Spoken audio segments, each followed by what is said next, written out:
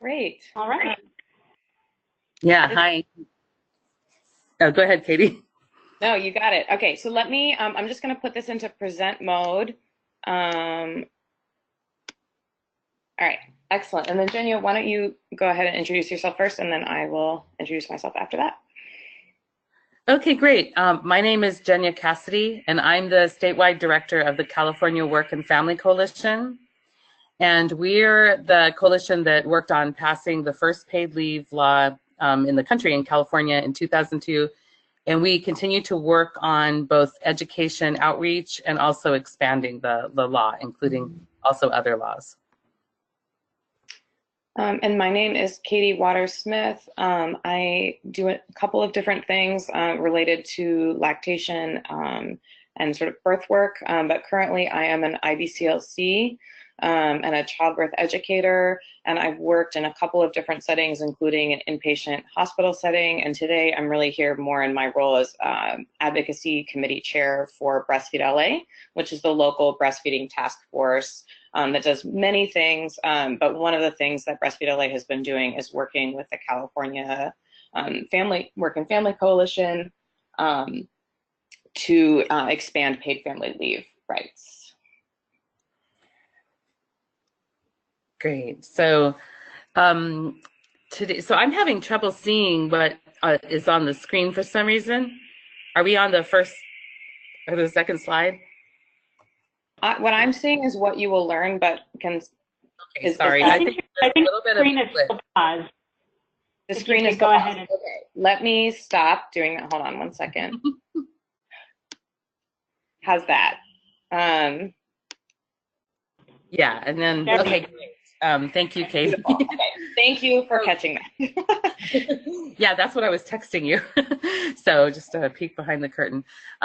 So this is what this webinar will cover is kind of the key of California's laws is that we have two different types of laws when you take leave. One is income replacement, the law that gives you money, to take that time, and then job protection when taking leave.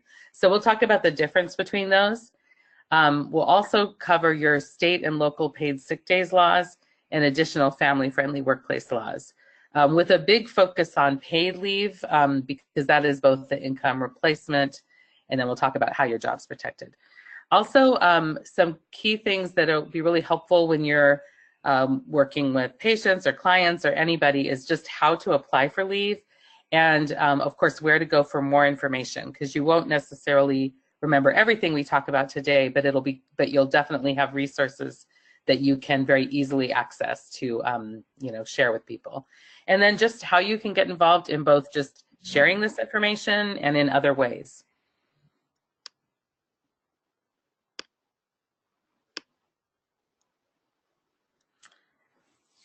So one thing to think about when we talk about these laws is just everybody is impacted in one way or another, usually when we take leave. So think about a time that you maybe needed to take leave, or even that you could have to. One of the examples I use is that when we passed paid leave, my son was a little bit older, and I was thinking, wow, I probably won't need this until my parents are older and maybe they need care for some reason, or my husband or somebody else. But I actually then later had a surprise pregnancy with twins, and I did end up taking paid leave for twins. And now I'm sort of more at the point of thinking about family members that may need care at some point, and really glad that I have it. So just thinking about if you've needed paid leave but didn't take it, were there barriers or challenges, reasons that you didn't use it? Did you have a good experience, or if you ever took it? And then just how these leave rights benefit your workplace and your community. This is more just to think about, but also feel free to text in any kinds of answers to these, because I feel like it's very good when we're talking about the intricacies of the law to really think about the human side of how many different people this touches.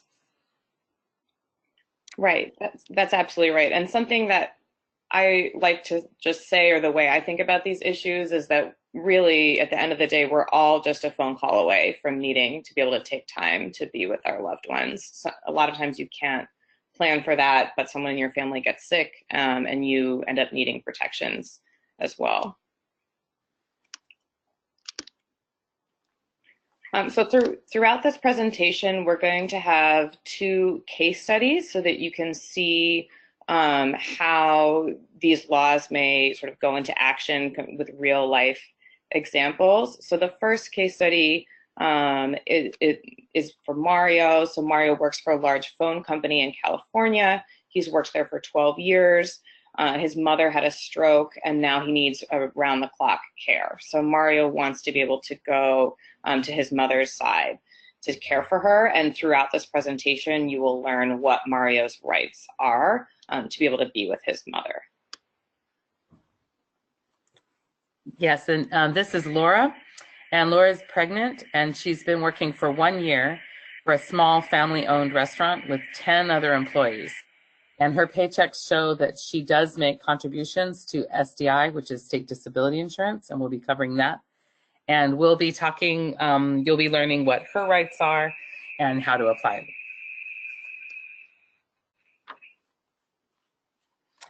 So as I mentioned earlier in this presentation, kind of the big thing that makes our laws complicated in California is that when you think about paid leave, you might think, well, you know, I have this benefit that I pay into, of course I have the right to take it.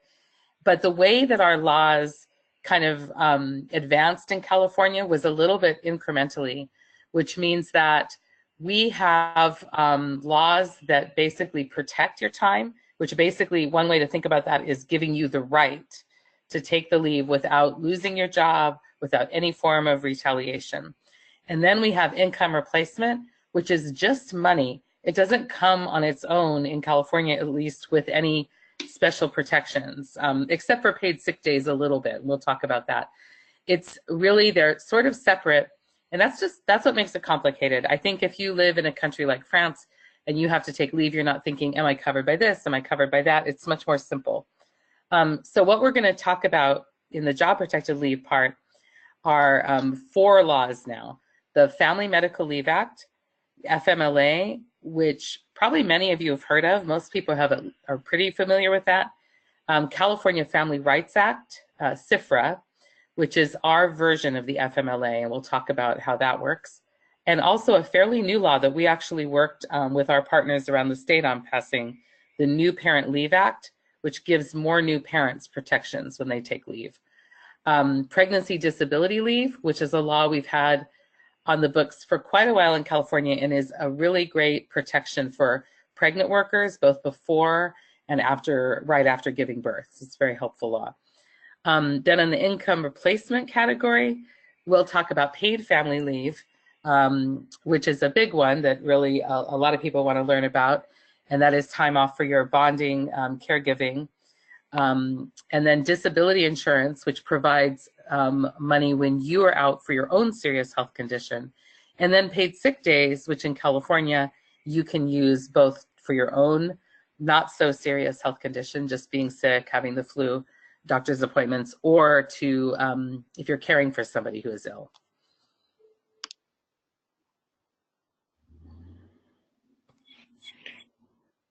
Oh, so go ahead. Oh, okay, multiple steps. This is just the basic overview of how you ensure your rights.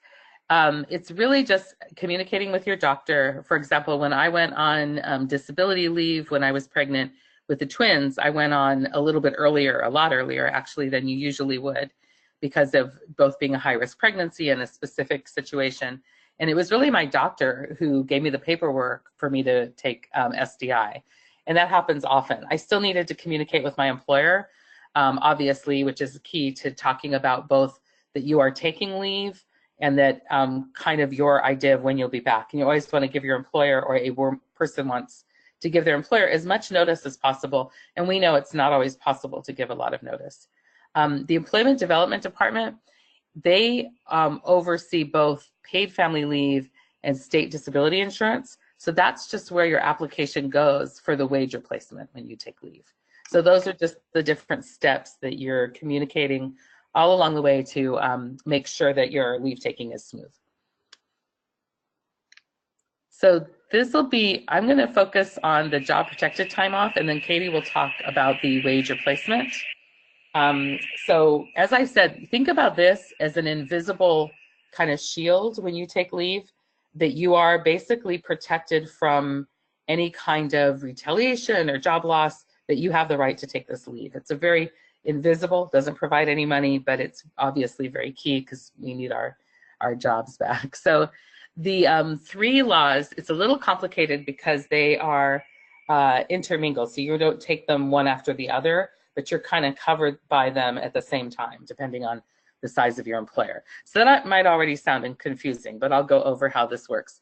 So California Family Rights Act, the Family Medical Leave Act, which is federal, and the New Parent Leave Act all provide 12 weeks of job protected leave to bond with a new child within 1 year of the child's either birth, adoption, or fostering, and to care for a family member with a serious health condition. So that's not a cold or flu, it's more something that requires a hospitalization, a chronic condition, a terminal condition, something that they maybe need to see. It's either kind of an emergency or they really need to see ongoing care, like cancer. So also for your own serious health condition, and very similar, it's not a cold or flu, of course, it's your similarly serious health condition. So the eligibility, this is where they split off. So these all give you this 12 weeks for those reasons. But being eligible for all of them means you are 1 year on the job, your employer has 50 plus employees, CFRA Family Medical Leave Act, but for the New Parent Leave Act, it's only 20 and plus employees, but that's for new parents only. So for caregivers, you have a higher, what we call employer threshold, a larger employer in order to qualify to take the leave. And that you would have worked 1,250 hours in the prior year. And that's about, it says here, about 25 hours a week. So there's a time requirement, which can be very hard if something happens when you're brand new on the job, and also a size requirement. The 20 plus, though, was a big jump forward for California because we now have job protection for a lot more new parents, at least. So just to cover, these are the 3 laws I just talked about that give you the job protection, right? So what you have under these is a leave length of 12 weeks, and this can be all at once or intermittently. And the intermittent can be whether it's a new child or somebody you're caring for, but it's very important for caregivers who often, whether they're caring for a child or caring for a spouse, even a spouse who maybe is pregnant and has a serious health condition related to their pregnancy, you may need intermittent leave. You may not want to take all 12 weeks at once. And so that's a very important right that you can actually take. For example, let's say your partner was pregnant and you needed to take them to a doctor's appointment, especially with a serious condition. Sometimes you going more often, you would be able to take a couple of hours if you needed it. So job protection means that you are restored to the same or equivalent job. This would mean something like, let's say you were on the day shift before working at a hospital. You don't come back from a leave and then now suddenly you're on the night shift. Not that the night shift is bad or anything, but you're supposed to not suffer a change that even could be construed as negative or not working for you. So the benefits are, if you have health benefits connected to your job, that continues throughout the time that you're under one of these 3 leaves. So that's very important. Obviously, when you need it most, you don't want to lose your health benefits. So anti-discrimination means that there's protection from any kind of discrimination or retaliation related to your taking leave. So that's very important. So with Mario, remember, if you think back to his situation, he works for a large phone company and his mother had a stroke. So the question is, can he take time off to care for his mother without risking his job? And if people can answer in the links, or if we can see that. But So think about from what we just learned, would he be able to take the time? Yeah, I'm seeing a couple of yeses. So yes, and do you know why? What law, if you can remember, what law would cover him? Anybody? Yes, the FMLA, and then in California at the same time it's CFRA, which is just our California law. Yeah, exactly. Those are the laws. And he has a large enough employer, and he's been working there long enough.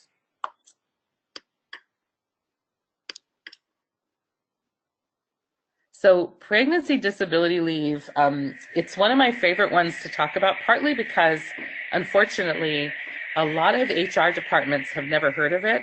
I don't know why, but often I get calls even from good friends, even from people who work in the coalition sometimes, or are a member of our coalition, that they will be told that they have a certain amount of time for their pregnancy and bonding, but that's because the HR department, it doesn't realize that in California, pregnant workers have a lot more job protected leave and wage replacement, which Katie will talk about later, when they have to take any time off related to their pregnancy. So I'll go over this and I'll talk about some details about it. So for pregnancy disability leave is up to 4 months of job protected leave while disabled by pregnancy, childbirth, or a related condition. Now that doesn't mean it's giving you an extra 4 months when you're pregnant, but what it does mean is, for me, for example, when I was pregnant with the twins, I had something called twin-to-twin transfusion syndrome, which is an in utero issue, and my doctor put me on bed rest really early in the pregnancy. So I was covered by this law, and I never expected to be. With my son, I think I could have run a marathon when I was pregnant with him, and I didn't have issues, but I did get to go out a few weeks before his due date, and my job was protected because of pregnancy disability leave. So it's still important even when you're having a very easy pregnancy. And the good thing about it is that pregnancy disability leave covers employers of 5 or more employees. So that's just a lot more employers are covered by this law. It can be used for prenatal care, meaning that your job would be protected while you're getting prenatal care. For normal pregnancy, as I mentioned before with my son, I would call that a more quote unquote normal pregnancy. I could have gone out, I probably went out 3 weeks, but I could have gone out 4 weeks before my due date and my job would have been protected. Now, the important thing to remember here is the 6 to 8 weeks after delivery, no matter how great your pregnancy is, your body's still recovering after pregnancy. So we have more protection in California to take time off 6 to 8 weeks after giving birth that is protected by pregnancy disability leave. Our bonding leave doesn't start until that period of time is over.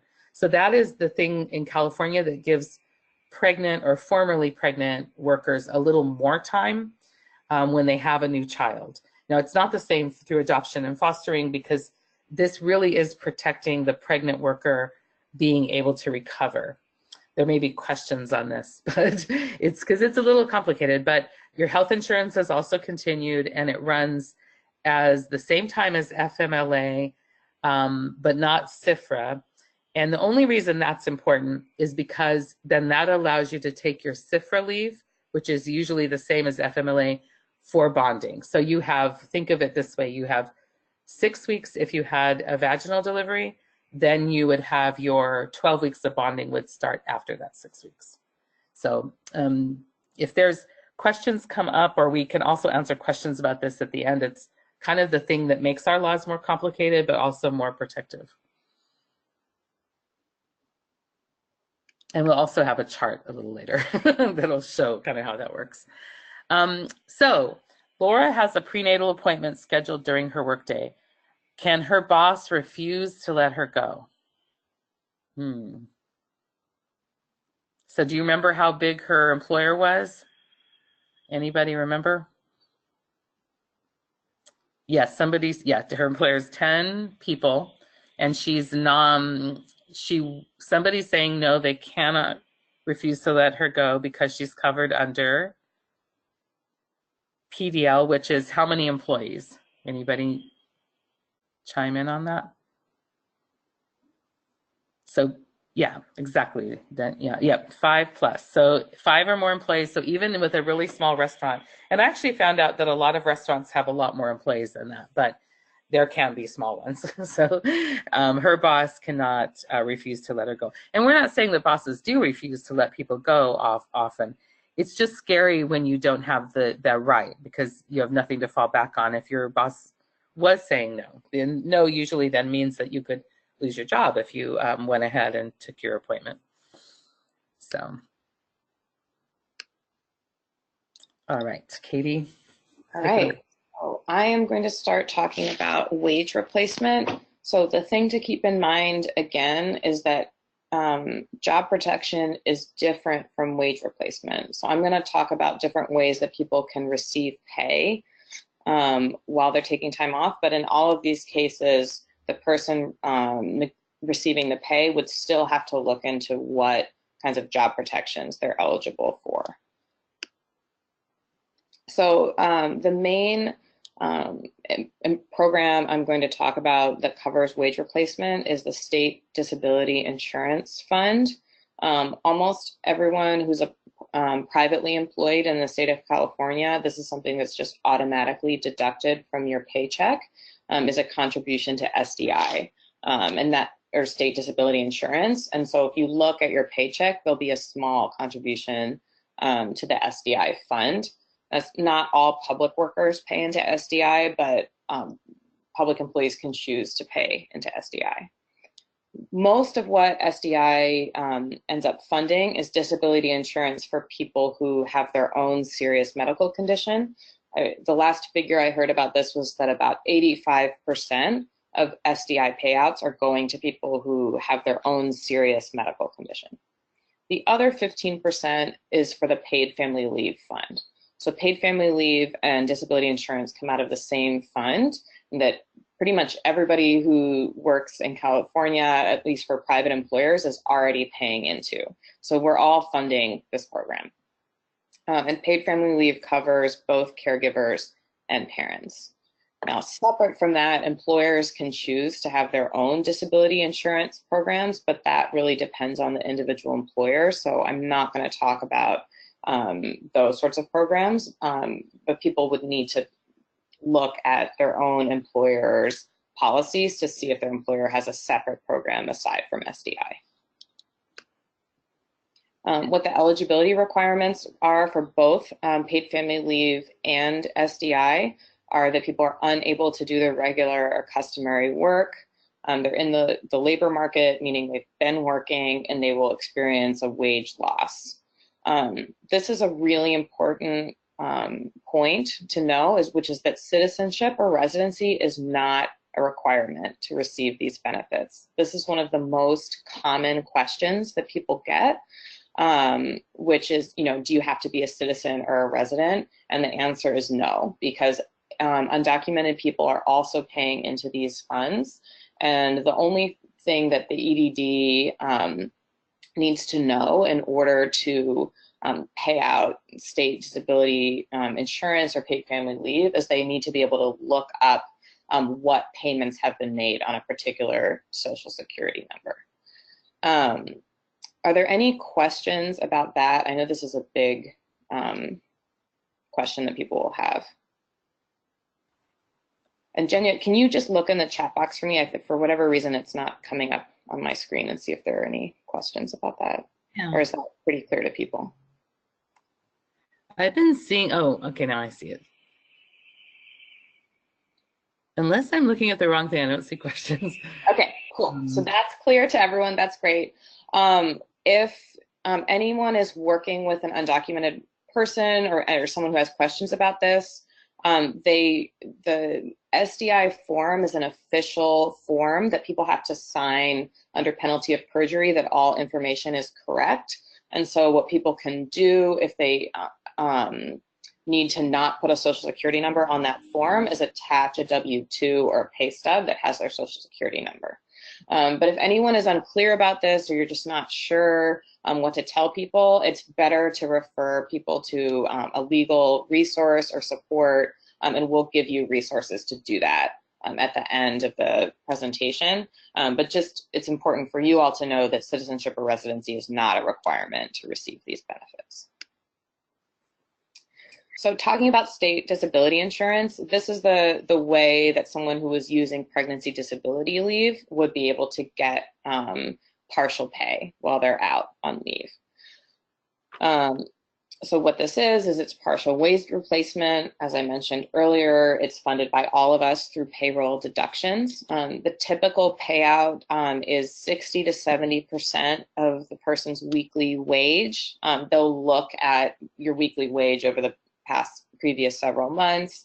The people who get 70% of their weekly wage are typically very low income workers. So most people will be getting 60% of their wage, and it's a benefit of up to $1,216 a week. Medical certification is required to receive this benefit. So this means that a person's doctor would need to fill out an official form, and then the EDD would check and verify that, in fact, this person does have a medical condition that means that they can't work. So what someone would need to do to get this benefit is to contact the EDD directly, ideally within the first day of disability, but if not, people can apply up to 49 days retroactively, or if they have a really good reason, they can apply after that. But it's better to just apply as soon as possible to get the benefit, and there typically is a 1-week waiting period before people will actually get their pay, meaning they apply and then they would still have to wait a week before they get their pay. Oh, I see one question. Do you want me to read it out? Yes, that would be great. So from Fatima, what about teachers? I have heard that teachers do not pay into SDI. So many, because teachers are public employees, not all teachers will pay into SDI. So, and Jenya, correct me if I'm wrong, but public employees can opt in to pay into SDI. Typically that would be through some kind of a union contract or collective bargaining agreement. Or through having a vote of their bargaining unit to opt in. So it doesn't have to be in the contract per se, but it would be an organized vote. And some people have done that around the state, not as many as we thought. And part of it is public employees mostly are paying into a different kind of disability insurance that is not the same as paid family leave, but it's through the employer. So it's not that I'm sorry, I said that wrong. The employees aren't paying into it, the employer is, but it's kind of like having SDI, but it does different things. I need to know a little bit more about it, but it's not, hasn't been as automatic for people to opt in, although it is an option, and there are a lot of bargaining units in Sacramento and around the country. The actual workers who administer paid leave did have a vote that they get paid leave too. So it does happen. And it is something that long-term, we have a committee in the coalition that's really looking into how can public employees either get something similar, the same thing, or just how can they more easily opt in to paid family leave. That's right, that's right. But the bottom line is if somebody's not paying into SDI, so if SDI isn't being deducted from their check, then they wouldn't be eligible to receive this pay. Yeah. Unfortunately. So that was a good question. Any other questions coming up now? I don't, this All is right. fun. That's good. But it's fun looking for them. Teamwork. So this is the SDI application. People can apply with a physical form, or they can go directly to the EDD. There are also employees of the EDD who can answer the phone and walk people through the application process if they're confused about it. One of the big challenges for people applying to receive SDI and paid family leave, which I'm about to talk about, is that the applications are only available in English. There are Spanish language instructions, but the actual form isn't available in English. I mean, in Spanish, unfortunately. So that's something that advocates have been talking to the EDD about to improve and have the application available in multiple languages.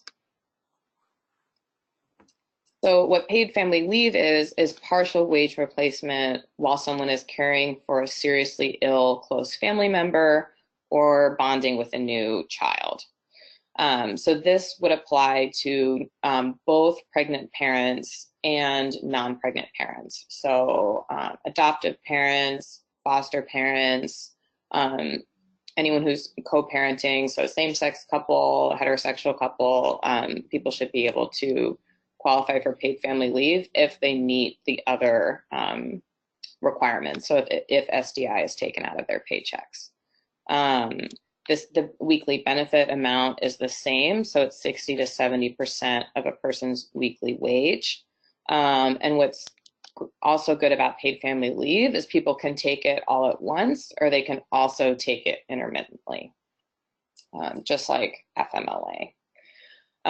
Medical certification is not required if the paid family leave is to bond with a new child, but it is required for caregiving claims. So that process is somewhat similar to disability insurance. It just means that the EDD needs to see some kind of official document from a medical professional, a physician, saying that the family member does in fact have a health condition.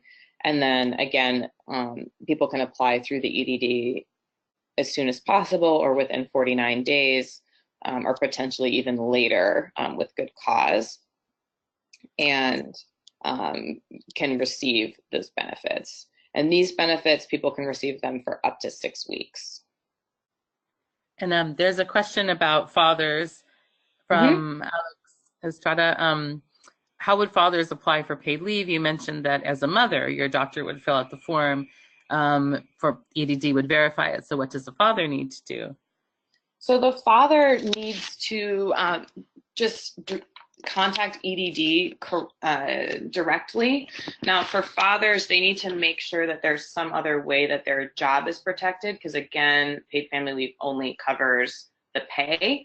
But a father would just need to contact EDD and then also contact their employer as well. And also you had talked about a heterosexual couples. What about LGBTQ families? As long as people meet the requirements, then they can take the leave. Now, unfortunately, the EDD website doesn't have a clear box for someone to check, say if they're a same-sex couple and the partner who's not carrying, so who won't be pregnant, they could click an adoptive parent or other or something like that, but they're still eligible for paid family leave if they've been paying into SDI.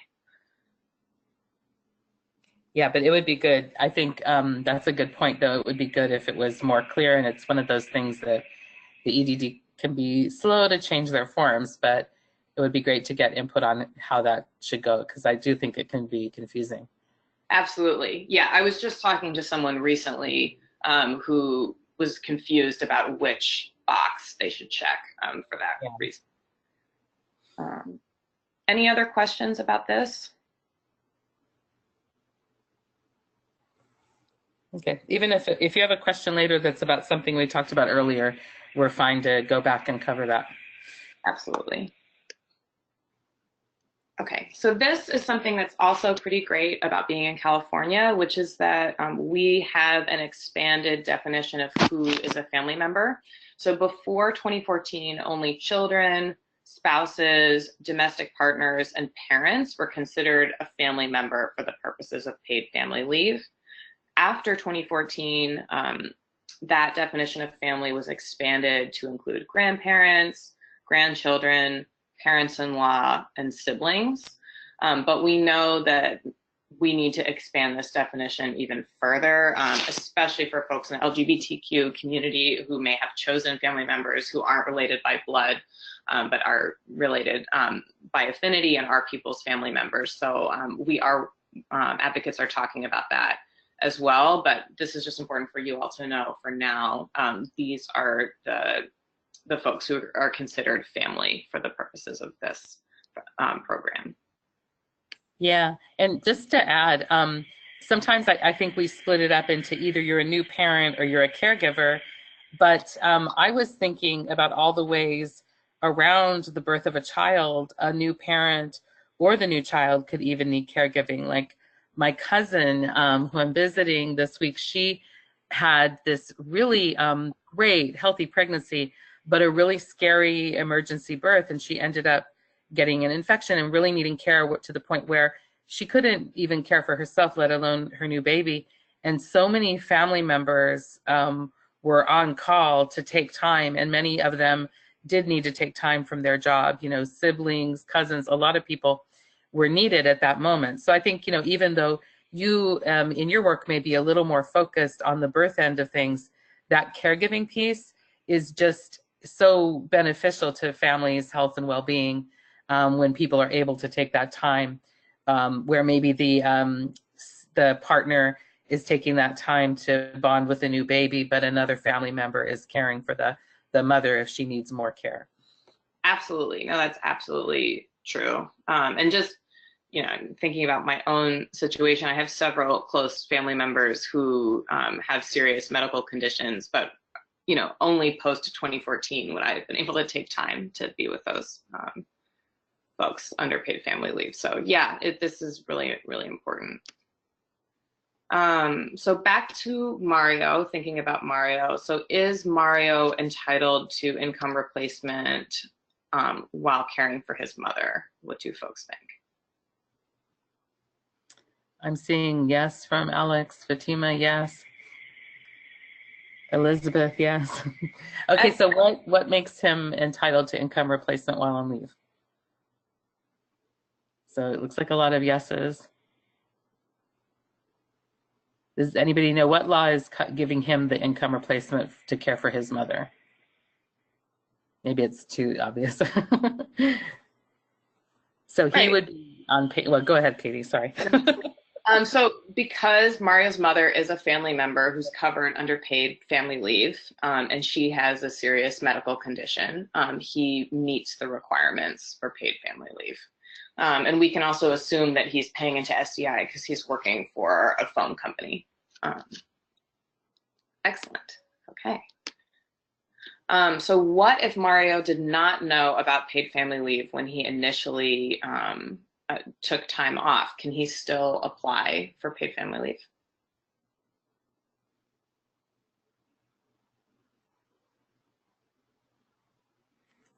leave? Yes, the sooner the better.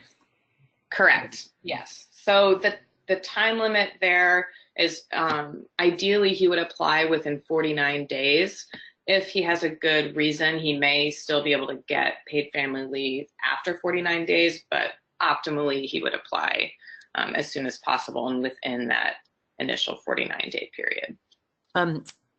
Yes, and we also got a question from Michelle Villegas, I think, and it says okay, this is a great question. Hi, if parent-in-laws and grandparents decided to take PFL, paid family leave, can they take it at the same time or would it be done at separate times? That is an excellent question. So it's my understanding that up to 3 people can simultaneously take paid family leave to care for the same family member. Yes, because if they need round-the-clock care, the way the law / benefit works is they're thinking 24 hours in a day in 8-hour shifts that you would have been working at work, but now you're working as a caregiver to your family member. So yes, they can, up to 3 people could, because it might not be enough for one person. That's right. Yep. Yep.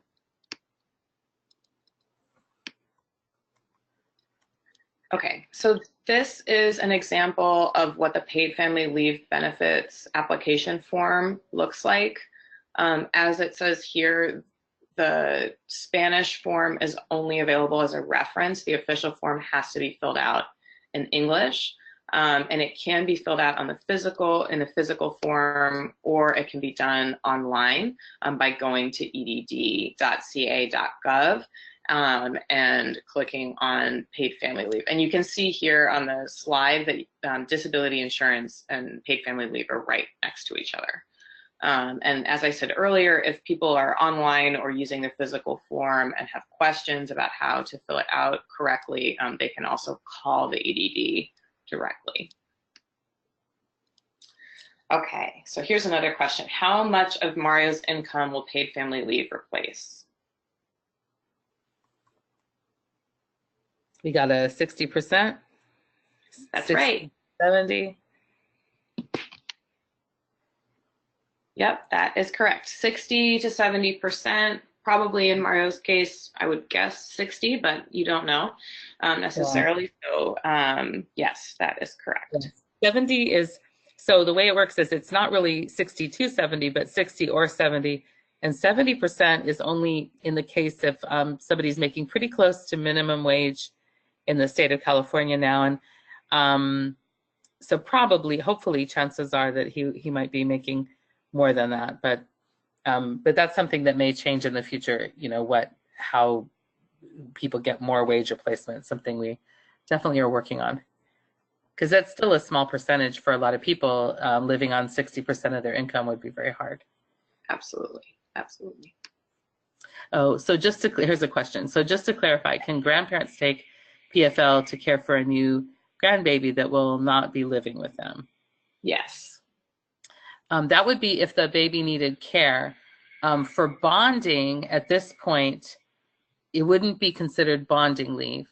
But interestingly, and this is a future thing, so hope it doesn't confuse you, but interestingly, the new governor has a proposal, and this wouldn't be implemented for a while because they're kind of working on it, that somebody could designate a person to also help. Let's say you were a single parent, for example, and did not have another partner that is helping you, that is also taking that bonding leave, so that the child had more time in the home with a close family member.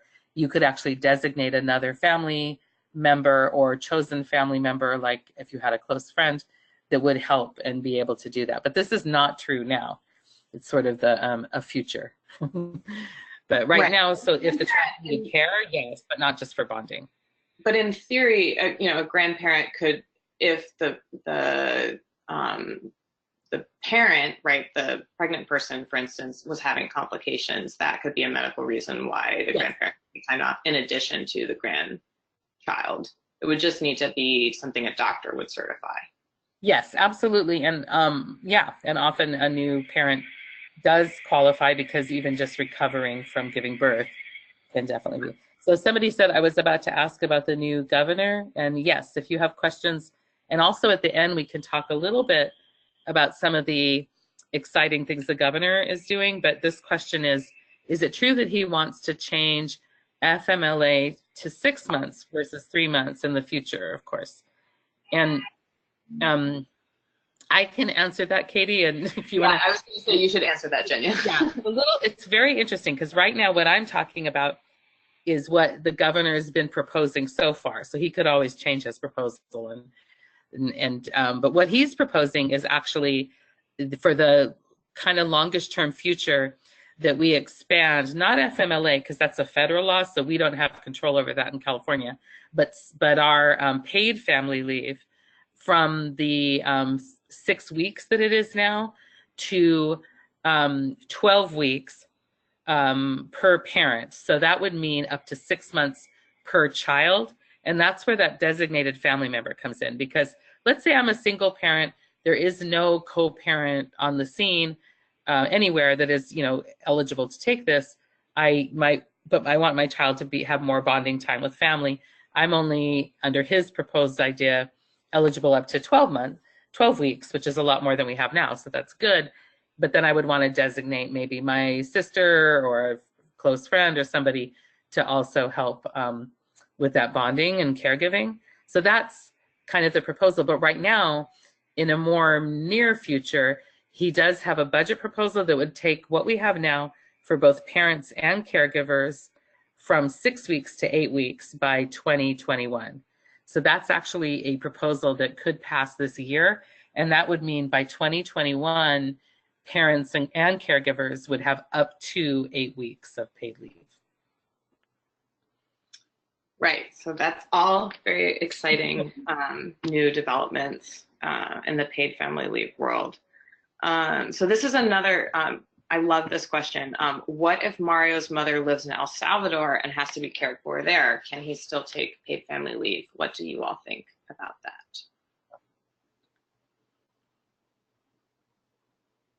Anybody have any answers? Can Mario go to El Salvador and be on paid family leave? Alex says yes, question mark. Anybody Yes. else? Okay, go ahead, Katie, answer. Yeah, no, sometimes people get really worried about saying the wrong thing. This is a safe space. You guys can make guesses. Yeah, no, this is great. So if Mario's mother lives in El Salvador, yes, he can still take the leave. However, he still needs to provide some kind of medical certification from a doctor in El Salvador that says that his mother has a serious medical condition.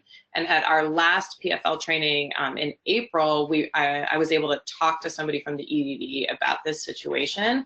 And she said that the only thing to know is that sometimes it takes them a little bit longer just because they have to talk to someone who's in another country and potentially get the document translated into English to certify the medical condition. So she said that it can take up to 30 days sometimes for people to receive their benefits if they're caring for a family member who's out of the country, but he still would qualify for paid family leave. Yeah, and for caregiving especially, this comes up a lot. I've definitely had family members and coalition members who've had to care for a family member in another country, and I would just think in California that's definitely something we a lot of us experience. Right. All right, so Jenya, I'm going to turn it back over to you for this. I kept jumping in. It's okay. I like when you jump in. So pay and job protected time off. So now I'm going to attempt what's a little difficult, but definitely useful to talk about how do we put these two together. So let's look at this interaction of job protected leave and wage replacement benefits. So this would be, let's say it is Lisa, and she's having a pretty easy, carefree pregnancy so far. And let's look at what, well, we're not really looking at necessarily Lisa because I'm thinking she also has the other time to bond. So we're thinking of a person in a larger employer who has this time. So if you're pregnant, look at the beginning of the chart where it says 4 weeks for pregnancy.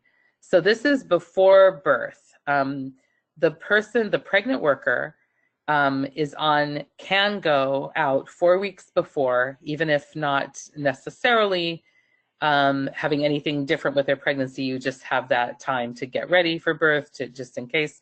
So you could be on SDI for your wage replacement. So the top seat is the money sign, and then the bottom is the lock symbol, which is the job protection. So 4 weeks before your pregnancy, you would be on this paid family leave, this time for FMLA and pregnancy disability leave to care for your own serious health condition.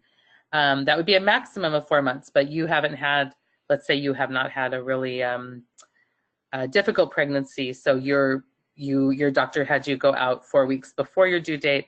Then let's say you give birth right on your due date where it says birth, you have, and if you did not have a C-section, if you have a C-section, you under law get a little bit more time to recover, where you're under PDL and SDI for 2 weeks longer. So a C-section is an automatic 6 to 8 weeks.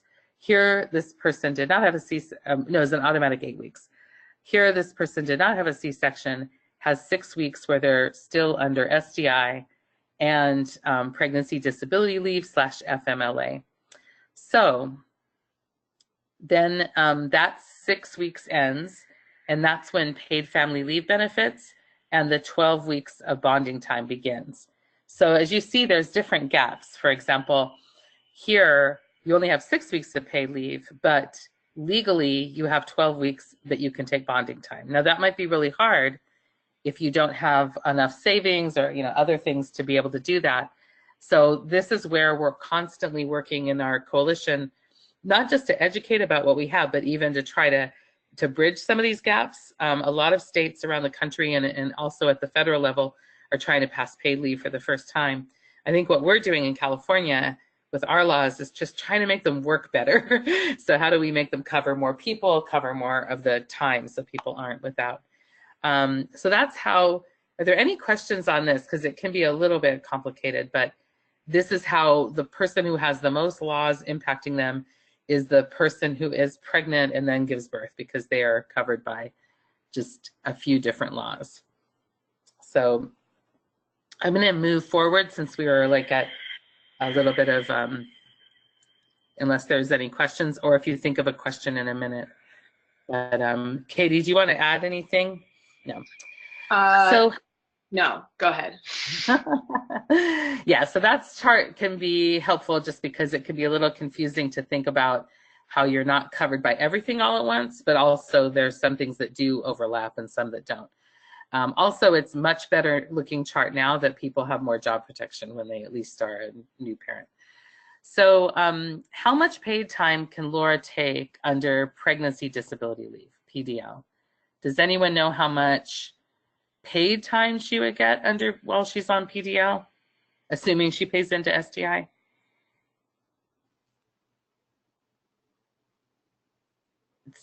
Does anybody have an answer to that? Okay, so 4 weeks before and 6 weeks after that. Yes, exactly. So 4 weeks before, 6 weeks after. What if she had a really serious, one of the things that can happen often is postpartum depression, for example. So this isn't on our quiz, but would Lisa have more time if she had something like that even after birth? Does anybody know? So I'll answer yes. Yeah, the person, Alex, who said yes is right. So the person, so there are a lot of different complications that can happen before or even after giving birth, as we know. Not that it always does, and it often doesn't, but it's very important to have this protection there for pregnant workers just in case. So even a situation like postpartum depression, PDL goes up to 4 months if necessary, and even then you could go into other things that would give you a little bit more time if you needed it. So it's really good that it's there, because it can be very hard for somebody to return to work or to have their time off shortened. Okay, so that's 4 months before or after, Alex is asking. So 4 months would be anything related. The way you look at it is as pregnancy is a condition, that anything related to pregnancy. So I had a serious health condition because of twin-to-twin transfusion syndrome, which is hard to say, during my pregnancy.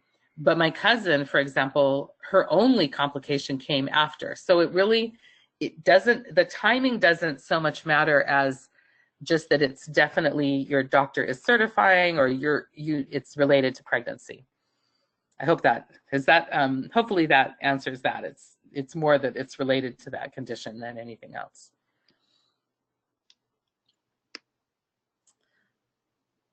So after recovering from childbirth, can Laura take paid family leave to bond with her baby? Any answers to that?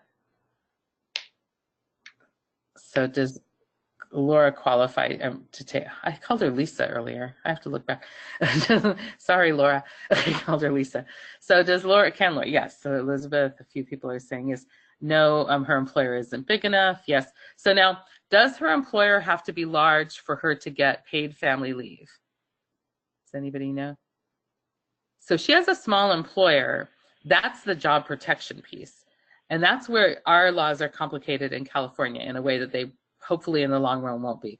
But for now, anybody who pays into paid leave, even if they're an employer of one, even if you are self-employed, you could opt in, pay into SDI and get paid family leave. A lot of public employees, as we mentioned earlier, don't. So that's the only reason they don't get it, is that they just don't pay into SDI. The job protection with the size of the employer, job protection is related to the size of the employer. So the hard part is that Laura could be replaced at work with an only 10-person employer, she wouldn't have as much bonding leave. She would have the PDL, but not the bonding leave.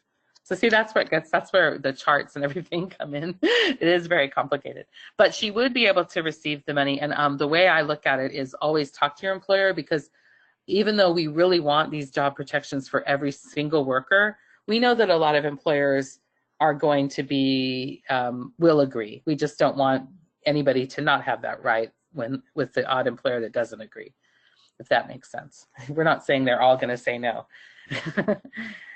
But I worked for a small employer when I had the twins. Partly I had a union contract, but also my employer would have been the type of employer to probably say that's fine to take the time and come back. Right, and that's actually a really important thing to keep in mind, is employers can always decide to provide something extra or above what the law provides. What the law is kind of the most basic benefits that everyone has to comply with. But an employer can always decide that they're going to provide more leave or more job protection or something like that. Yeah, and it's easier to have an employee come back. So I always say, if people are asking me to at least just talk to their employer, not ever just assume that they can't take the time. That the reality is, if you're not covered by the law, you know, the conversation with your employer is still the same. You still need the leave. You still need to talk to your employer. And I would say most of the time that conversation can go pretty well. So, will her job be protected when she's receiving paid family leave? So we did just touch on this. Anybody want to answer that? I'm looking at the answer box. Yes, and yes is correct. No, I'm sorry. Oops. I wanted it to be. Wants to, but the law doesn't require the employer. I really so wanted it to be correct. No, so she works for a very small restaurant, smaller than even most restaurants. And so while she's on paid family leave, her job would not be protected. She would need to just negotiate with her boss to get that time off, or the boss would have to have a policy or something like that. But for PDL, she was totally covered, because that's 5 or more. But since she's under 20, the current 20 that we have for new parents, theoretically her boss could say, no, her job is not protected by the law. This is definitely something that we want to lower that threshold so it's everybody. Okay, so Laura needs more than 60 to 70% of her wages to make ends meet. Can she use vacation or sick time to make up the difference? We didn't actually cover this, but anybody have a guess? Could she use vacation or sick time? Yes, yes. Now, the tricky thing about that is totally doable. Vacation pay, for example, is considered your own pay. You know, sick time you can use for a lot of these very same things that you'd be using this time for. It still takes a negotiation with your employer, and part of the issue for the employer is to be very careful, especially when it comes to sick time, not to pay you so that you would be paid more than the amount that the EDD is paying you. So often that means that the employer has to figure out how to give you 40% of your income to not go over the 100%, because during that time that you're off, you're not supposed to be receiving more than 100% of your wages with the benefit of paid family leave. Hopefully that makes sense, but that's the only kind of difficulty in that. And I definitely had a lot of sick time and vacation time I hadn't used, and I did that in order to get my full pay when I was on paid leave, because it would have been hard for my family for me to be on. At the time, it was 55%, so it would have been really hard to be on that for that long of time. All right, so back to Mario. Mario's mother needs round-the-clock care. Can his siblings take paid family leave at the same time to help her? And I know we covered this earlier, but just quick quiz, do people remember if this is the case or not? Yeah, I'm seeing some yeses. And that is correct. So yes, as we talked about, up to 3 family members can take paid family leave at the same time to help take care of his mother. Well, it's a good reason to have more than one kid too. Right.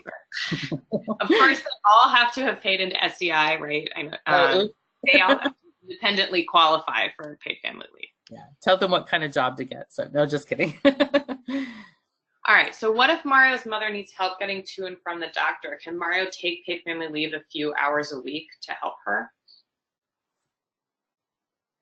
I'm seeing some yeses. And that is correct. So this, again, is something that he would need to talk to his employer about, but paid family leave can be taken intermittently and in increments of just a few hours. So that is definitely something that the paid family leave program would cover, although he would still have to talk to his employer about it.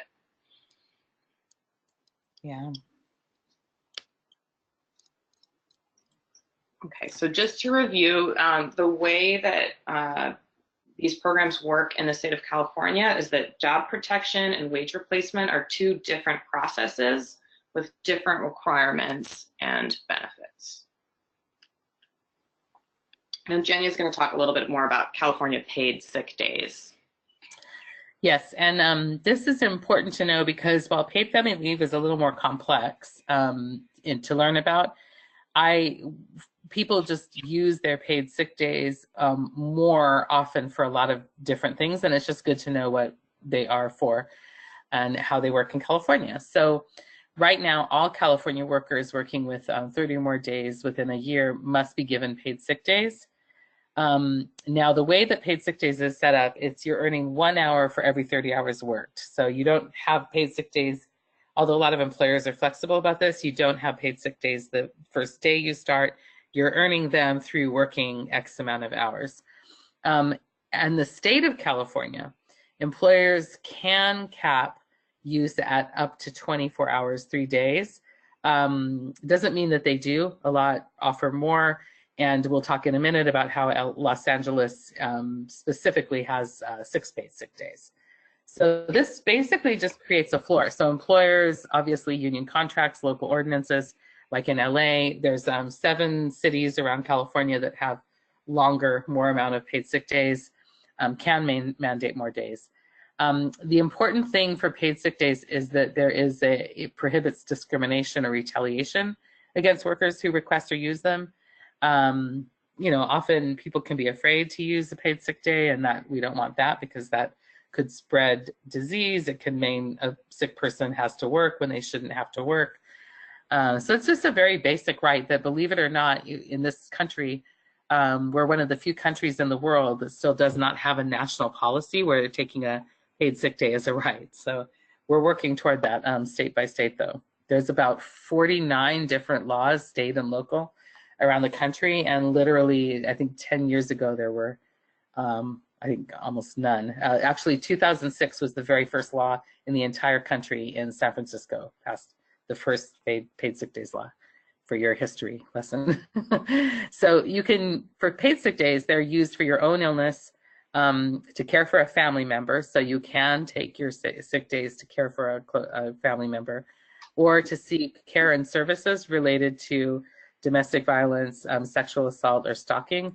And this is important. So in a lot of places, like here in California, it's called paid sick and safe days, because it's very important for a worker to be able to go somewhere other than their workplace if they are being stalked, or if they have any of those situations with domestic violence. It can often be something that happens in the workday. But even more importantly, it's in order to receive any kind of services or do anything that you need to do to care for yourself in that situation. There are also other separate laws that give you a little bit of time, if you're a survivor of domestic violence, to seek legal help, which are even on top of the paid sick days. So those are just the kind of basic facts. And then we have a little bit more about Los Angeles. So Los Angeles also similar, 1 hour accrued for every 30 hours worked. But you may use up to 48 hours of paid sick time a year once you've earned it, of course. And then unused time does carry over to the next year, but employers can cap it, so that you're not just accruing like crazy, I guess. And then this came into effect in 2017, and it's, for a little bit larger employers, but It can be taken to care for your own illness, to care for a family member. And then the thing about LA paid sick days that made it historic is that while most paid sick days in California or other states, you can take care of a family member, in LA, you can take care of a family member that is related by blood or affinity, which is a very strong language that says that they're not defining family for you, you're defining who your family is and who you need to care for. Which I think in California, I mean, probably everywhere, but in California also, in addition to us having the most second highest rate of multiple generations living under one roof, we also have a lot of single people that don't have families. So we kind of have the two extremes here where people moved maybe by themselves from somewhere else and they often create their own chosen family. So anyway, that's just an interesting thing about LA paid sick days that makes it kind of stand out. So also LA paid sick days may be used for reasons related to domestic violence. So let us know if there's any questions on paid sick days, LA or California. And then there's some other laws I'm going to just touch on. And one is that pregnancy disability leave, in addition to giving you time off for any health condition related to pregnancy, it also provides accommodations. So the same employer size, 5 or plus employees, sometimes it's more, you don't really need to leave your job, but you just need an accommodation. I used to work in a hospital, Seton Medical Center in Daly City. I was the union rep, and we had a lot of CNAs, certified nursing assistants, who had trouble in their pregnancy. Their doctor would say not to lift, and lifting patients was part of the job, sometimes even just to wash or do different things like that. And so they didn't need to necessarily leave their whole job, months early before their pregnancy. They just needed a slight accommodation, one other person to help. Sometimes people need things like more bathroom breaks, more water breaks, to sit down more often, a stool that they could put one foot on for their back. There's a lot of things you could need in pregnancy that you shouldn't have to leave your job for. So these pregnancy accommodations are a really key part of pregnancy disability leave that people should know about, so that they don't leave their job before they're ready to. So let me know if you've got any questions about that. And then another type of law that we call an accommodation is lactation accommodations. Of course, after giving birth, when a breastfeeding worker comes back, in California, we have one of the better laws in the country. We're still working on improving it though, but it's reasonable break time and a private space to pump. Cannot be a bathroom stall. That years ago, believe it or not, we were getting all kinds of reports from women, a lot of whom were working in pretty male-dominated fields like machine shops and things like that, that were told just to pump, not even just in the bathroom, but in a bathroom stall, because even the bathroom wasn't private enough. So that's really changed a lot in California, at least. And breastfeeding mothers can use regular paid breaks to pump milk, but if they need more time, they can ask for it. It could be unpaid, doesn't have to be unpaid. So this is actually really good. Lactation accommodations, we are right now working on a bill with our partners up and down the state, our breastfeeding partners, to make this a little bit more explicit so that it's a little more protective. Yeah. Katie, just add anything? Just two things. One is that what the lawyers will tell us, or I've heard them recommend, is that people should really try and get pregnancy accommodations at their job first, so that they don't have to use their pregnancy disability leave too soon, because as Jenya was mentioning, a lot of times they're just pretty simple accommodations that people can get, and so that they can continue to work with those accommodations. And then with the lactation accommodations, the reasonable break time isn't defined in the law, but the way that sort of how that works in practice typically is however many lactation breaks a person needs to keep up their milk supply, they have protections for those, right? So typically people will need to be pumping about every 3 hours, more or less. But if somebody needs to pump maybe every 2 hours, then there should be some protections for that. And that's something that lawyers can often help people figure out how those protections would apply in their particular situation. And then just to give an example of what it means for people to use their regular paid break. So say somebody gets a 10-minute break in the morning that's paid, and they're going to use that break to pump, but it takes them 20 minutes to pump. They'll be paid for the break, but they don't necessarily have to be paid for the other 10 minutes. Although, of course, the employer could choose to pay them for that time as well. Are there any questions about lactation accommodations?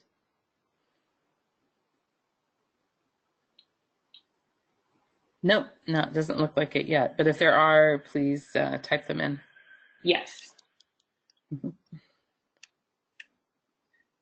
So I can just briefly talk about these laws. These, especially the Family School Partnership Act, I find a lot of people don't know about this law, and it's a great law that we have. So anyone who works for an employer with 25 or more employees can get up to 40 hours of unpaid leave per year to participate in childcare or school activities, to look for childcare, or to attend to a childcare emergency. So what this law is, it's a job protection law, right? So it's not wage replacement. But that's a really great benefit that we have here. And then we also have some protections. I know Jenya mentioned when she was talking about sick days for victims of domestic violence and sexual assault. So all employers are required to provide time for people to attend court and or to obtain a restraining order. But employers with more than 25 employees also have to provide time for people to seek services related to domestic violence or sexual assault. So any questions about either of those laws? Or Jenya, do you want to add anything? No, that's good. Okay. Oh, where to apply? Okay, so the question did come up. So for both of these, they're kind of like the FMLA, where you don't necessarily apply per se because it's a law, right, that you have the right to. Some employers for FMLA, for example, will create some kind of paperwork, but it's not like the EDD where you're applying for this benefit and then you get the benefit. It really is something that we often have to inform our employers of, or just know about in case an employer doesn't think that you should be able to take this time off. And since it is unpaid leave too, often people may, there is kind of a little bit of a negotiation. Sometimes I think it's hard for employers to unpay you and then pay you. So here's a question. So if my babysitter's leaving out of town for 2 weeks, would I be covered under the Family School Partnership Act? Yes, it would be considered a kind of a childcare emergency where you might need to scramble for at least a temporary arrangement. Then yeah, and somebody asked if I have vacation time, should I use it? For the pay part, yes, because unless you have some agreement with your employer to either apply paid sick days to things like this, or you're salaried, which sometimes that you can kind of flex your time a little bit and work later. Most of the time, I think people would maybe ask to use vacation time for things like that because it's easier than going unpaid. And it's kind of employer by employer. And it's really interesting because I think, like Katie was mentioning, I think a lot of people just don't know about this.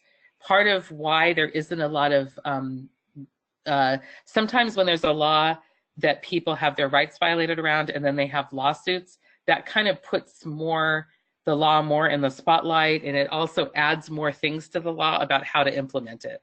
That might sound weird, but that's one of the reasons why I think this law is a little bit invisible. We definitely try to draw attention because it's another way that people need, to balance work and family. I mean, think if your kid's getting an award, or like one of my kids when she got in trouble, or all the different reasons you might need to leave a little early or come in a little bit late to check in at school.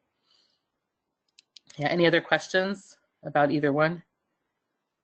Yeah, so you could use vacation time, and it is for child care emergencies, which can often happen. So Laura isn't sure that she will return to her job after giving birth. Is she still eligible for paid family leave? We didn't really cover this, but I'm thinking from what you learned, what do you think? I'm getting a yes. Any other yeses or nos? So just to elaborate on this, Laura paid into paid family leave. You do need to be attached, as it says in an earlier slide, to the labor market, meaning that if she doesn't return to her job after getting paid family leave, that's fine. You know, she paid into it. She probably is going to need a job in the future, but right now she's not returning to that same job. One issue that is, if you're ever in this situation, you might want to get advice just for yourself, because these situations can vary a lot. But your health benefits are yours or anybody you're advising. Health benefits are continued when you're on FMLA, which is different than paid family leave. But for the job protection piece, if I had my health benefits that whole time and then I just don't return to work, an employer could legally charge for those health benefits. That might sound a little strange, but it's true. That could happen. The exception to that that I know of is that let's say you returned to work and it was just, if for whatever reason this job doesn't work out in the long run, you return to work for a couple of months and then you go back out, you wouldn't owe any of that because, I don't know, you gave it a try. So I don't know really the reason. And I think that's more, if you were in that type of situation, it'll vary so much person to person that would be something. We're going to go over some resources in a minute about where you would go for really specific to your situation questions. Any questions on that? Or hopefully that wasn't confusing, but yes, she would. And also if you were unemployed, but you were recently employed and you've been paying into paid family leave, let's say I'm looking for a job and every day my job is looking for a job because I'm unemployed and I want to get back into working. But my mother has a serious accident and she needs me to care for her. So if you think of it, I'm stepping out of being a person looking for work temporarily to caring for my mother, and then I'm going to go back to looking for work. I would qualify because I'm quote unquote in the labor market at that moment, even though I didn't leave a job to care for her. I left the process of looking for a job. But so just an FYI, that's one way to look at it. It's not that you were that moment employed necessarily, but that you recently paid into it and that you're actively looking for a job. All right, so back to Mario. In the same year he was caring for his mom, Mario started a side job washing dogs and became a foster parent. So he wants to take paid family leave from both jobs to bond with his new child. Is he eligible, and where can he go for help figuring out his rights? What do people think? Yeah, is Mario eligible? And how can he figure out if he can take paid leave? Anybody?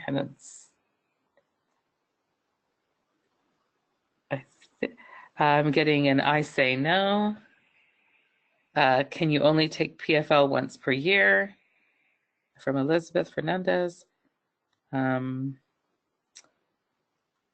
Okay, so we got one no, and can you only take paid leave for once per year? So this is a great example of a situation where I would say you would want to connect Mario to some kind of resource who can help him figure out his rights. One really good resource is the Legal Aid at Work helpline. We're going to go over some more resources, but this is a complicated situation. How many hours a week does he work at his side job? How is he being paid? Things like that. And then it also depends on how much paid family leave he took to care for his mother as well. And so this is real life. This is a lot of times, I think this is increasingly what people's situations are. A lot of people are working multiple jobs. And so if you're not sure, then it's always better to connect somebody with a resource who can help them help that person figure out what their rights are. Jenya, do you have any more to add to this particular scenario? Well, one person said I would imagine he would, and that makes sense to me because it really often caregivers don't take their full even 6 weeks. If he did, then for this year, he would be out of the money part. Now, the question says his rights. So would he have job protected time? That also depends on how much he used. So there's a way to kind of figure this out. And then I think that Katie's right. And one of those resources is even EDD. And I was on a panel once with a person working with EDD, and he had a funny answer. Every question he'd go, just apply, see what happens. And in general, I can see why people wouldn't always do that. But sometimes it's really hard even for the EDD to know exactly where you are with things. So, you know, if I were Mario in this case and he thinks he didn't use his 6 weeks, I would probably apply. And yeah, and it's true. You can also, for the legal right to take the leave, if you think there's a reason you should be able to, or you're not sure because the dog washing job is new, you know, he might want to call a legal resource.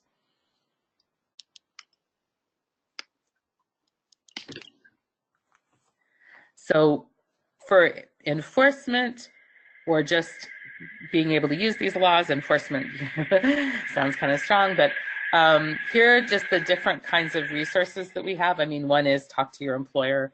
Often if you make an appeal in writing, it's just easier to track and sounds a little bit more official. We also have one of our coalition members, Legal Aid at Work.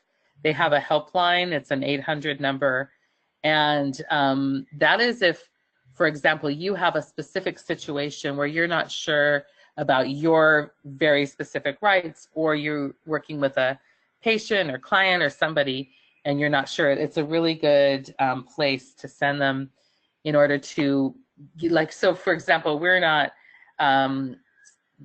giving specific legal advice, but we're saying, here's how all the laws work. They can, on their helpline, answer those questions. Then also, just to file a claim, there are deadlines for the EDD. If you were denied, and I've known friends that for no reason they can fathom were denied and just had to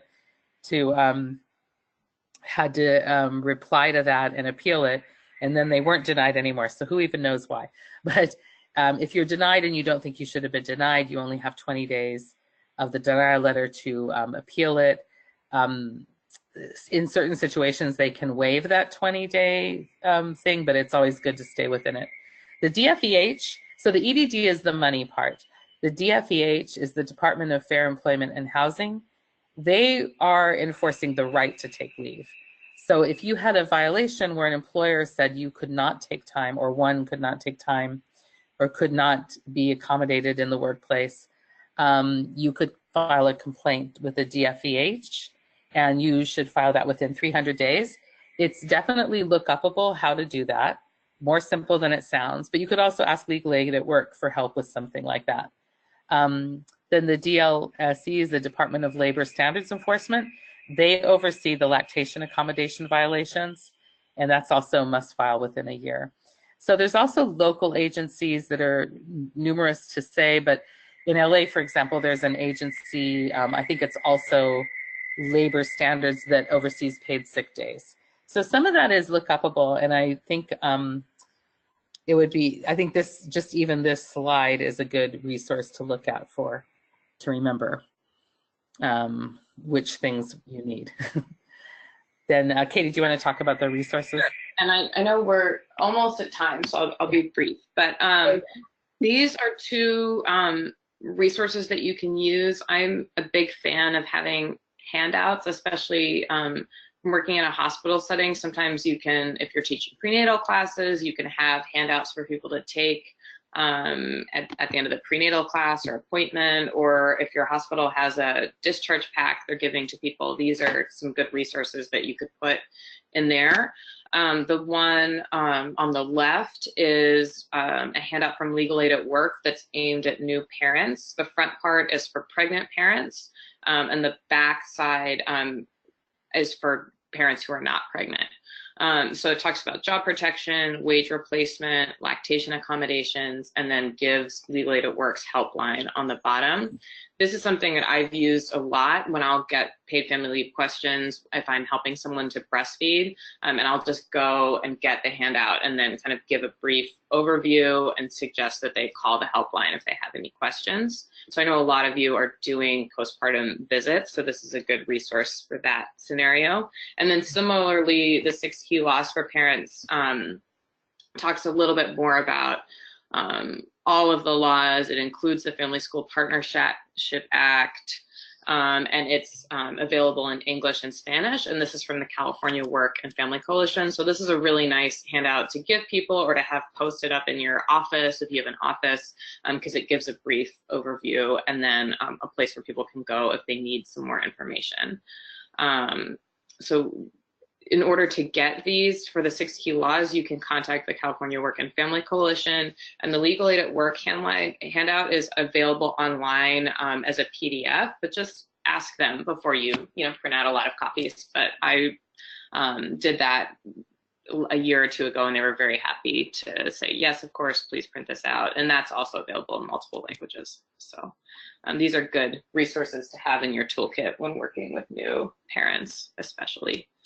Yeah, and we'll be sending out the poster. It's kind of a good snapshot for people, especially taking this training. It kind of very quickly is a quick paragraph about all of these different laws. So, but it is more postable, less, I mean, you can kind of hand it out. It folds in two.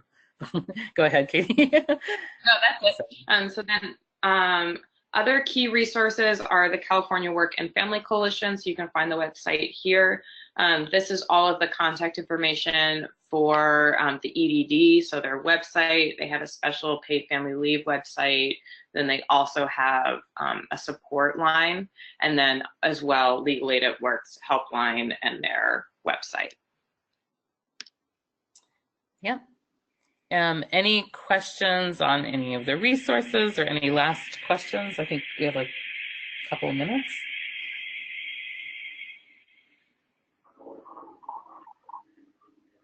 All right, so we thank you very much for having us. This was great to be able to share this information. If you have questions later, you can always just reach out to us through either one of those organizations, and then I will also be following up with the leaders of this webinar with any information on how to get posters and how to get the actual webinar if you want to just reference that. And somebody says this is a wonderful presentation. Thank you. Thank you for saying that. Okay. I'll just read all the compliments. Oh, really nice. Okay, I'll say there was really nice compliments.